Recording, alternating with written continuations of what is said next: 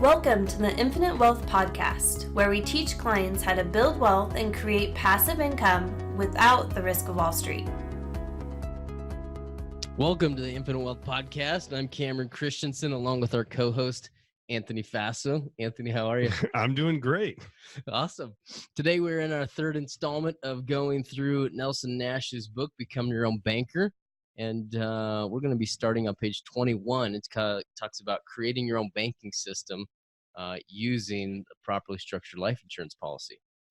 And if you're new to the infinite banking concept, you probably have some questions. And one thing that we had created was a video with the top 5 questions you should ask your IBC agent before you work with him or her. So we will put that in the show notes. Perfect. Along with our show notes is we'll have a link to schedule a 15-minute phone call with Anthony or myself. So if you guys have questions, make sure you click on that. But man, let's dive right in. What do you think? Let's do it. Awesome. So page 21, there's a couple things in this chapter. Number one, probably the biggest concept, in my opinion, that is talked about in these few pages is this idea of economic value added. Anthony, prior to reading this book, right, you were in the finance world for a very long time, right, because you're very old. So, had you ever heard of this idea of economic value added, or EVA, prior to the book? No, never. Wow, that's impressive. But economic value added, essentially, Nelson touches on it, and I'm going to read a little section here because I think it's important. But he says, an excellent article appeared in the September 1993 issue of Fortune magazine entitled "The Real Key to Creating Wealth" by Sean Tully. I pulled off and I printed off this article, and I went through and I read it earlier today, and I made some notations in here. But the idea of economic value added is, this is what's discussed in Nelson's book in the article, is the EVA kind of comes and goes. It kind of comes in fads, right? It's really popular for a while, then it fades away. But economic value added essentially means that capital has a cost, right? And so everybody kind of understands what that means, but very few people actually put it into practice. And so that's what this article is talking about, is there are very large Fortune 500 companies that are out there that, as productive and as profitable as they are, they don't acknowledge, or they weren't acknowledging, this idea of EVA, right? And so what they were doing is they weren't operating as the most efficient as they possibly could. And so the example that I want to give people to try to explain EVA kind of theoretically would be this, is that if I were running let's say I'm running a trucking company, and I'm standing in my office and I'm looking out over the yard, and I've got 50 trucks that are sitting out there. Number one, if all those trucks are purchased and they're sitting out there, I'm not making any money. Correct. Right? They're sitting there. They're not doing any jobs. The whole purpose of me buying those trucks is to put them to work and create that revenue, right? If I have a whole field of trucks and I've financed them from the bank, what I'm doing is I'm paying the bank for the purchase price of those vehicles, right? Right. So that is economic value added. At a most basic example is that the bank has assigned a dollar value to their dollars. I've borrowed them. I'm going to pay them back an interest rate. The disconnect that happens with people and money is that people don't do that. They don't treat their money the same way. So the example that, to kind of continue this, is that if I was this same position and I own this logging truck company, and I was looking out of this yard of trucks that I own, and I had purchased them with my own money, my own cash, is I've purchased those trucks with the intent of turning a profit and creating an income stream. But if I've pulled that money out of my own checking account or savings account, is I don't assign a dollar value back to myself, right? And so this article, The Real Key to Creating Wealth, it talks about how these big Fortune 500 companies have identified that, right? That they're not assigning a value to their dollars, and the ways in which they've gone about to increase that, identify it, and strategies that they put in place to kind of recapture those dollars. Does that help at all, Anthony? Well, does it help me understand it? Yeah. I hope so. Thanks. Yeah. Thanks. Awesome. So economic value added. So that's just a huge piece that needs to be highlighted for people. And so that's one of the conversations that I get when people kind of ask, hey, why should I be paying myself an interest rate? And we'll bring up the idea of economic value added, is because at the end of the day, our capital has a cost, right? Right. there's there's really two places that we can get money. It's either ours or someone else's. And if we go to a bank and we borrow their money, they're going to charge us an interest rate. And again, the disconnect that happens is when people use their own money, right, from checking account, savings accounts, they don't assign a value to that and charge themselves some sort of interest rate. Right. Where I had never heard of EVA until I read Nelson's book. But one thing I had heard of, and maybe a lot of our listeners will as well, is opportunity cost. Mm. And the opportunity cost means that if you do A, I mean, you only have limited funds. So if you do A, that means you can't do B. So when you're evaluating A, or whatever A is, if that's an investment or whatever it is, you have to take into account that you can't do B. So you've lost the opportunity to earn what B could have earned. So when you are evaluating, like where I've seen this most is when somebody buys a rental property. They want to pay cash, and then when we talk about pros and cons of financing, sometimes I hear they say, "Well, I don't want to get a mortgage on it because it's not going to cash flow." That to me is a sign that it may not be a good investment. If by having a mortgage that, especially now, if they're 5%, whether that's a traditional mortgage or a policy loan, if you're not still cash flowing after paying 5%, you should reevaluate whether that is the best use of your money. I agree 100%.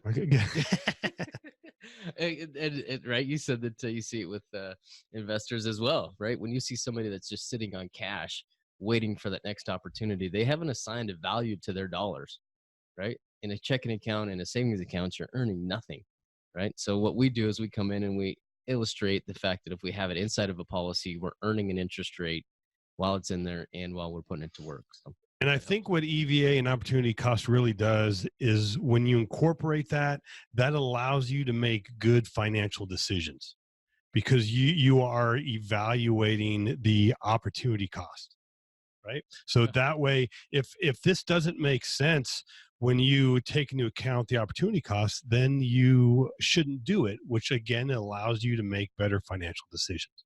Agree. Awesome. That's economic value added kind of in a nutshell. Capital has a cost to it, right? Mm-hmm. So we must assign that value even when we use it. So.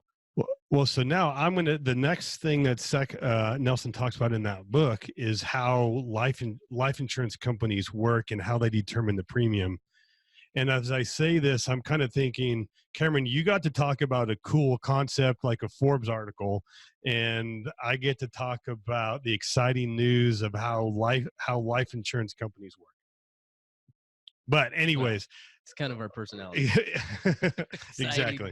Exactly. Well, and I'm going to summarize this in a nutshell. What Nelson had talked about first, what he had talked about before any product can be designed or produced, there has to be an engineer to design the plans.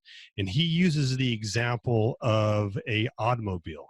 Before an automobile is produced, there's some engineer designing and calculating the best and the most efficient way to build this product. And then when it's on the production line, all of these cars are in essence about exactly the same. But he brought up a good point, and I'm really glad that I reread this. It's just amazing how many little nuggets I get out of this book each time I read it. If you haven't read Nelson's book, Becoming Your Own Banker, I highly encourage you to do so. And we will have a link for you to get that on Amazon in the show notes. But what he talked about is these vehicles are almost exactly the same. Are they going to produce the exact same results? Are they going to last the same amount of time? And the answer is really easy. No. Like, you've seen how some people drive a car really hard and fast. They don't do oil changes. They're not doing the maintenance. And that car is not going to be as efficient, and it's not going to last as long compared to somebody else who is properly taking care of it. They're getting the proper service and they're taking good care of that. And the reason why I pointed that out is because that's very similar to your life insurance policy. Oftentimes, when I start with a new client, one of their biggest questions are, what company are we going to use? And and I I get it. I can see why that is a question, because we see these commercials for insurance companies and all these brands, but anybody doing IBC is going to be using a mutual company, which means it's owned by policyholders, not by stockholders. It's over 100 years or older, and they pay dividends every one of those 100 years. If you were to lump these mutual companies all in a pile, they all produce very similar. What's going to make the biggest difference in your results is, just like the car example, it's going to be how you use the policy. If there's one individual that has the exact same policy as you, and maybe they're making some late payments, or they're just barely they're not properly using the policy, but then another individual is making all those payments on time, and maybe they've used a policy loan to finance a vacation or something in their business, and they pay themselves interest. And as Nelson talks about, paying a little bit extra interest. So we have more money going into the policy. Or to make it even more exciting is, if you were to take a loan from your policy and buy a rental property or some other cash flowing asset, or really any asset, and then you have the proceeds of that asset to pay back the loan, then at the end of the day, you're going to have all the money back in your policy. We never broke the compound interest curve, and you have that asset. So the biggest piece is going to be on your results, is not going to be so important on the brand of the insurance company. It's going to be how you use it. So how does a life insurance company work, and how do they determine the premiums? Same thing like a car, where everything starts with an engineer. When it comes to life insurance, their engineers are called actuaries. Now, if you thought engineers were anal and analytical, or CPAs, actuaries are like a far extreme. Like, if there's a party of actuaries and a CPA comes in, like, the CPA is like the coolest dude in the room. And I say, because I know there's some actuaries that we have as clients that are listening to this, and I guarantee you they will agree with me, right? So the actuaries, what they're going to do is they're going to determine on a certain pool of like-minded people, they're going to determine at what point these people are going to die. Because one of the interesting things about life insurance, this isn't if, this is a when. I mean, we are all going to die. And particularly now with all of the medical research, is that they can do a very good idea or calculation on the odds of this pool of people of when they're going to die. So they take that science. They're using science, which is very different than something in the investment world. And in fact, it's actually called actuarial science because it is so detailed. So they're going to determine how much they're going to need, what the cost is going to be for them to pay those death claims. And then they have their investment team come in and say, okay, we're going to have this pile of money. We're going to have to put it to work. So what can we conservatively expect to make as a rate of return? What insurance companies will invest in is very typically secure and long-term investments. They're big on bonds. Like, when they buy a 30-year bond, they're not trading it when it goes up and down. They hold it for 30 years. Then every year they're buying another 30-year bond.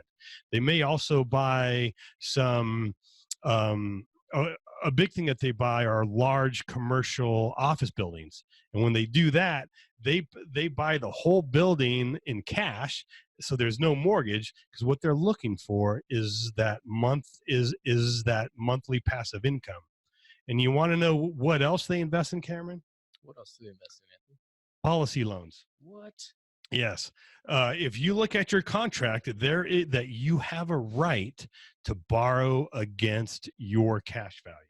And I'm looking forward to when we start getting into kind of the value and the reasons why. But I'll give you a little teaser. If you haven't already read the book or seen our content, the biggest advantage of using these policy loans is that we're not actually borrowing from your cash value. We're borrowing against it. We're actually borrowing from the investment arm of the insurance company. And why is that important? Because your cash value is still there. Your cash value is still growing. So we never broke the compound interest curve. Okay, so they're going to take what they think their investments are going to be. There's also going to be some admin costs. So what they will do is, let's say that they estimate that is going to be $1. Just use round numbers. So they're not going to charge $1. They're going to charge $1.10. And then at the end of the year, they're going to get everybody back together and say, okay, how did we do? What was our death claims? How was our investment performance? How did we do on managing our costs for running the company? And you know what often happens? It comes back at not $1. It comes back at about 80 or 90 cents. And the reason being, any engineer who wants to keep his job is going to have a fudge factor in there. You know, a real life example I had for me is, I'm that type of guy who I always like, when I get a new car, I want to know exactly where the true empty is. Right? Because if you go there and you're going to pass E, but you can still go. And I remember one time this actually backfired on me. And of course, there's a middle of tax season, and I'm driving home. It's like 1 or 2 o'clock in the morning, and I'm pushing it to the limit. It is way past E. And then I'm at a stoplight, and then I go, and the car just will only go like 10 miles an hour. The advantage of that was I actually had a hybrid. So when I ran out of gas, the battery kicked in. So I was able to go to the gas station and fill up. But two morals of the story. One, don't do that. Okay, especially at 1 o'clock in the morning. But also, it's just another illustration. When engineers design things, there's always a fudge factor. So back to this example. They charge $1.10, but the cost, let's just say, was actually 80 cents. What they're going to do is they're going to take about 2 to 3% of that difference, and they're going to set it aside for the future for reserves. And the difference of that, Cameron, where does that difference go? I don't know. Tell us. Difference goes back to policyholders in the form of a dividend. What's the tax rate on those dividends, Cameron? That would be 0. Exactly, 0. Because remember, life insurance, the IRS has only been around since 1913. Life insurance has been around for over 200 years. And the reason why those are not taxable is because it's considered a return of premium. Because in essence, you paid more than what was required of the insurance. And while we're on the part of dividends, there's a lot of options you can do when you get that dividend. You want to share some of those options, Cameron? Yeah, sure. I didn't mean to throw you under the bus. Well, there's dividends. So the dividend, you can have it paid out to you in cash. That's a taxable event, right? You can have it reimbursed or repaid back into your policy to purchase PUA options, right? Which is typically how I'll set up a policy so that it goes back in there. And then if you want access to those dollars, then we just access those as a policy loan to keep it tax-free. You can also take it as to offset the premium, right? That's a common option that you'll see is somebody ages or they get older, around the 65, 70 age. That's typically what they'll do if they want to stop paying premiums, but they still want the policy to grow. Those are the top 3 that kind of come to mind. What else do we got? No, you can do whatever you want Yeah. with those dividends. If you do get the dividends mailed to you, up until your basis is going to be tax-free, but once you've received more than your basis, and your basis is the total amount of premiums that you put in, then that is going to be taxable. What I've seen on more of a typical financial planner, when they're reviewing the dividends, they like to show, well, hey, at year X, the dividends are going to be as much as your premiums, so you don't have to pay premiums anymore. And those people obviously are not practicing IBC, because with IBC, we view premiums as deposits. We don't want to stop making deposits until we want to stop accumulating assets. So what we recommend our clients do is to pay premiums as long as they can. And during this time with the dividends, what we recommend you do is, just as Cameron had said, is that you put them back in the policy in what's called a PUA, which is short for a paid up addition, which in essence means it's like a single premium life insurance policy, where you get a little bit of death benefit, but that premium is going to cash value. And so it's also providing a little bit more death benefit. So it's kind of like reinvesting your dividends. So that is in essence how life insurance companies work. They're using actuarial science, and when they're looking at the cost, they're not showing you like the minimum cost or the current costs like a IUL would. These are showing maximum costs inside the policy, and anything that the insurance company makes comes back to you in the form of a dividend. That's how life insurance companies work. Well done. That wasn't too boring, hopefully not. No, that was great. You worked in a little dividend option in there. Yeah. One of the things that you mentioned that I wrote down here was just the policy performance, and what company we're going to go with is what is often asked by clients. And one of the things that I'll share with them is kind of the saying that I think I picked up along the way from someone, I'm sure, was that IBC and kind of wealth creation is about 25% of it is the product that we're using, and 75% of it is the process, right? Is what are we going to do with that money to create wealth moving forward, right? There is going to be some focus on the product, the policy and the policy design, but once we get a good company, good carrier in there, now it's more important on what we do with that money. So just want to throw that in there. Yeah. Totally agree, Cameron. And the other point is, I love the fact that Anthony's idea of living on the edge is running out of gas in a hybrid, right? So he just clicks over to electricity and zooms away. Yeah, very scary scenario there. Woo!